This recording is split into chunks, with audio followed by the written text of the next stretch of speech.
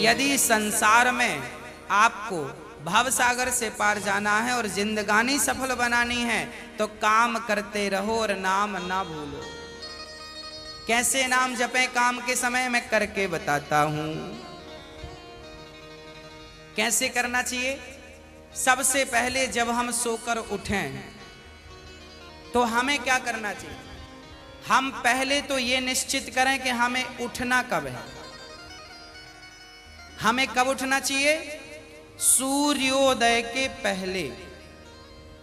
सूर्य उदय के पहले जो लोग उठ जाते हैं, जिस घर के लोग उठते हैं, कहते हैं सूर्य उदय के पहले आपके घर में झाड़ू लग जाए, आपका मेन गेट खुल जाए, खिड़कियां खुल जाएं और सूर्य का पहला प्रकाश यदि आपके घर पे आया, तब तो आपके घर में सुख शांति और समृद्धि की कभी कमी हो नहीं सकती।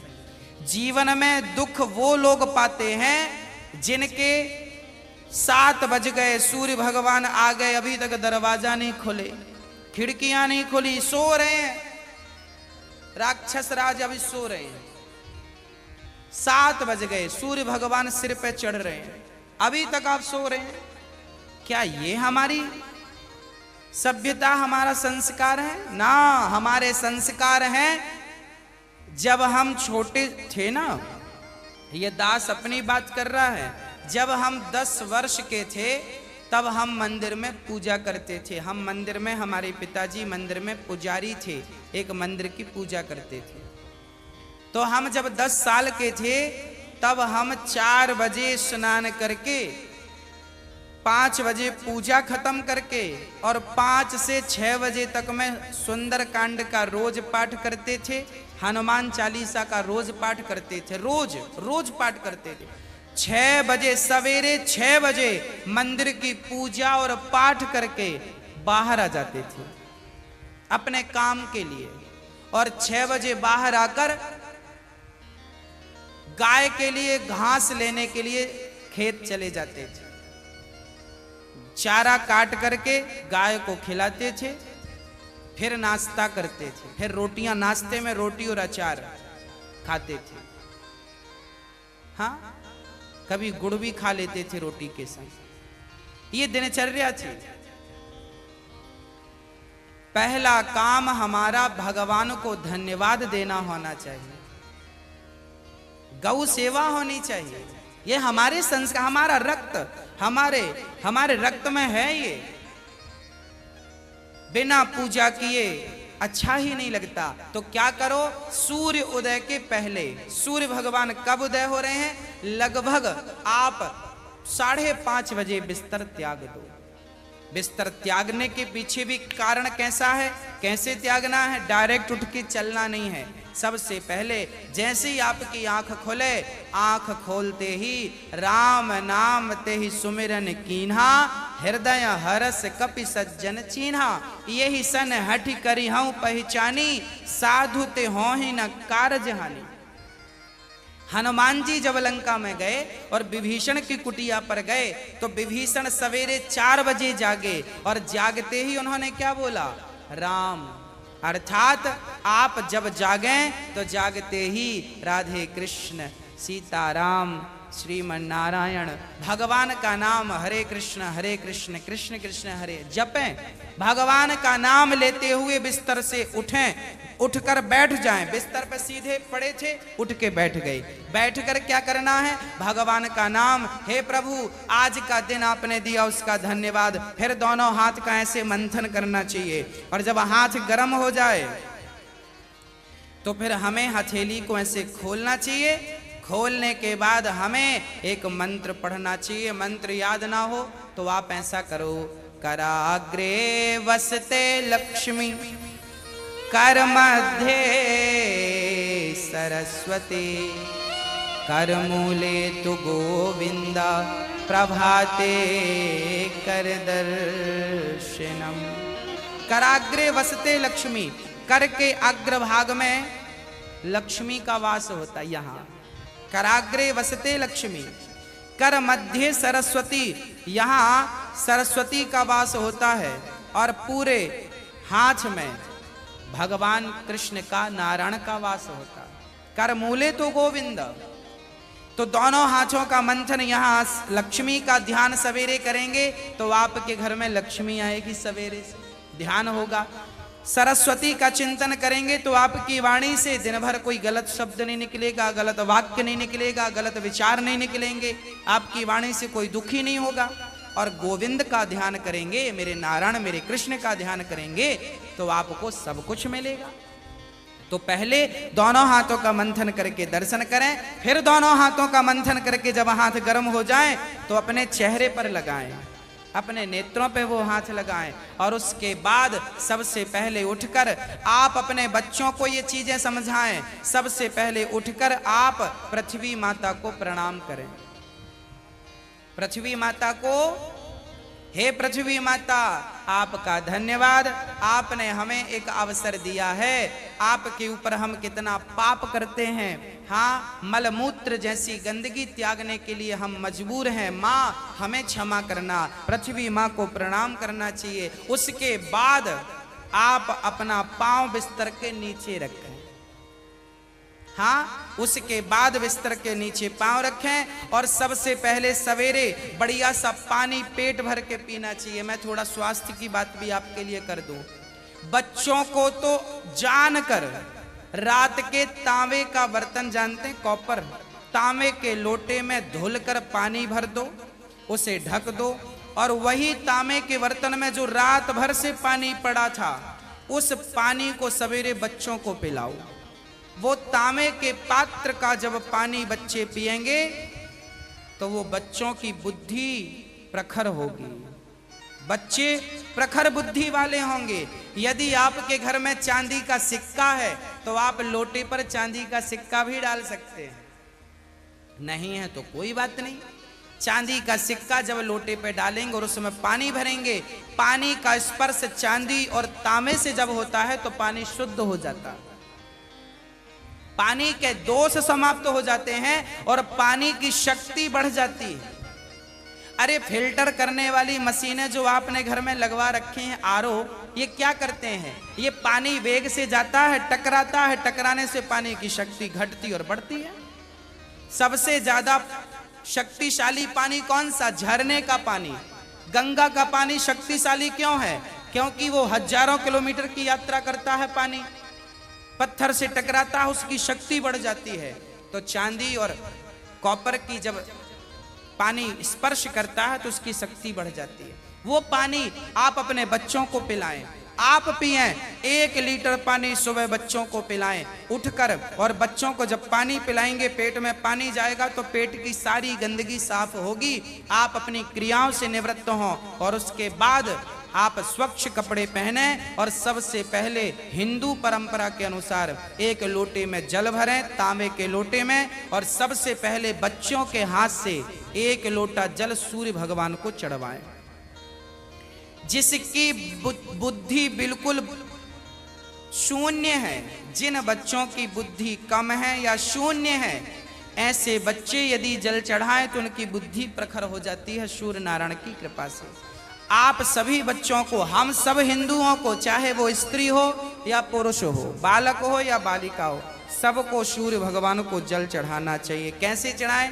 ओम सूर्याय नमः, आदित्याय नमः, भौमाय नमः, खगाय नमः, भास्कराय नमः। सूर्य भगवान के 12 नाम आप ले लीजिए और जल चढ़ाइए, सूर्य भगवान को प्रणाम कीजिए, खड़े खड़े 7 बार घूम जाइए, प्रदक्षिणा कीजिए। सूर्य भगवान की 7 परिक्रमा होती हैं, 7 प्रदक्षिणा कीजिए सूर्य भगवान की। और उसके बाद यदि आप पति पत्नी में कोई खटापटी चल रही है, झगड़ा चल रहा है, तो आप भी जल चढ़ाएं सूर्य भगवान को, पर उसमें आप थोड़ा सा गुड़ डाल लें, गुड़, मीठा पानी। जब मीठा जल चढ़ाएंगे सूर्य भगवान को तो आपके रिश्तों में मिठास बनी रहेगी। और मैं आपको बता दूं कि आप अपने बच्चों को जो जल चढ़वाएं वो सादा जल ना चढ़वाएं, उसमें थोड़ी कुमकुम डाल लो, रोली लाल कर लो पानी को, लाल पानी सूर्य भगवान को चढ़ाओ, रंगीन पानी सूर्य भगवान को, या चंदन घिस के डाल लो, एक केसर का पत्ता डाल लो, ऐसा रंगीन पानी जब सूर्य भगवान को चढ़ाएंगे तो आपके जीवन में भी नाना प्रकार के भक्ति के रंग, प्रेम के रंग, ज्ञान के रंग चढ़ेंगे। हाँ, तो सूर्य भगवान को प्रणाम करो। उसके बाद आप अपने घर से, जो आपके मंदिर हैं घर पे, ठाकुर जी को बढ़िया पूजन करो। एक थाली साफ करो, थाली में बढ़िया सा एक स्टार बनाओ, चंदन का स्टार बनाओ, चंदन से स्टार बनाओ। उस स्टार, चंदन से स्टार बनाकर बीच में ओम ओम ओम लिखना चाहिए। और फिर जो खंड बचेंगे ना, स्टार बनाएंगे तो बीच में ओम लिखेंगे। आजू बाजू जो खंड बचेंगे उनमें आपको लिखना है, या तो आप लिखें श्री राधा कृष्णाभ्याम नमः, या तो आप लिखें श्रीमन नारायण, है ना। आपके जो भी इष्ट हैं उनका नाम लिखें। श्री राधा, एक खंड में लिखें श्री, फिर एक में रा, फिर धा, फिर राधा हो गया, फिर श्री कृष्णाभ्याम नमः ऐसा लिखें। श्री सीतारामाभ्याम नमः भी लिख सकते हैं। ऐसा लिख के फिर लड्डू गोपाल जी को उस पर बिठाओ। ठाकुर जी आपके घर पे होंगे ना, लड्डू गोपाल जी। आपने जब वो स्टार पर ये सब बना लिया तो वो यंत्र बन जाता है। उस यंत्र को जल डालकर पहले प्रणाम कीजिए। जल डाल के प्रणाम करके फिर उसे आप प्रेम से प्रणाम कीजिए, और प्रणाम करके फिर ठाकुर जी को बिठाइए। ऐसे देखिए टीवी पे दिख रहा है, ऐसे आपको बनाना है। ऐसे आपको बना के ओम, फिर उसमें तुलसी का पत्ता चढ़ाइए लिख करके सब में, और फिर उसको प्रणाम कीजिए, जल चढ़ाइए, तुलसी चढ़ाइए। ये एक यंत्र बन गया, और इसे प्रणाम कीजिए। फिर इसके ऊपर ठाकुर जी को बिठाइए, गोविंद को बिठाइए, बिहारी जी को बिठाइए, और बिठाकर फिर उन्हें स्नान कराइए। प्रेम से स्नान कराइए। कैसे स्नान कराएं? ऐसे स्नान कराएं, और बोलते रहिए श्रीमन नारायण नारायण नारायण। कुछ नहीं आए तो नारायण नारायण कीर्तन करते श्रीमन नारायण नारायण। ऐसे जल चढ़ाओ। जल चढ़ाने के बाद भगवान को अपनी गोद पर बिठाओ। अपनी गोद पर बिठाकर बड़े प्रेम से उन्हें बढ़िया कपड़े से पोंछो, साफ करो। बच्चे को भी आप नहला के पोंछते हैं, बच्चे को बढ़िया पोंछिए, उन्हें साफ करिए। और जब भगवान को आप बढ़िया से साफ करें, उसके बाद उन्हें उनकी आसन पर बिठावें, और आसन पर बिठाने के बाद उनको फिर बढ़िया से वस्त्र पहनावें, और वस्त्र पहनाने के बाद उनका श्रृंगार करें। श्रृंगार करने के बाद जब पूरा श्रृंगार हो जाए तो ठाकुर जी को दर्पण दिखावें, है ना। फिर भगवान जी को दर्पण, आप लोग भी दर्पण देखते हैं कि नहीं? ऐसे ही ठाकुर जी को दर्पण दिखाना चाहिए। प्रभु देखिए, आज दास ने आपका ऐसे श्रृंगार किया है, ये आपका श्रृंगार है। ऐसे दर्पण दिखाओ भगवान को। हाँ, भगवान को बढ़िया सा दर्पण दिखाओ। भगवान को दर्पण दिखाकर फिर उनको प्रणाम करो, और प्रणाम करते हुए कहो त्वमेव माता। बोलो मेरे संग सभी लोग, बोलो त्वमेव माता च पिता त्वमेव, त्वमेव बन्धुश्च सखा त्वमेव, त्वमेव विद्या द्रविडं त्वमेव, त्वमेव सर्वं मम देव देव। हाथ जोड़कर भगवान से कहो, हे प्रभु आप ही हमारी माँ हैं, हे प्रभु आप ही हमारे पिता हैं, हे गोविंद आपके सिवा हमारा इस सृष्टि में कोई नहीं है। हे प्रभु, माना कि मैं अपराधी हूँ, माना कि मैं पापी हूँ, पर मुझे स्वीकार करना आपका ही काम है भगवान। हे नाथ, मैं आपको कभी भूलूं नहीं। एक बार जरा सभी बोलिए, हे नाथ मैं आपको कभी भूलूं नहीं। हे नाथ मैं आपको कभी भूलूं नहीं।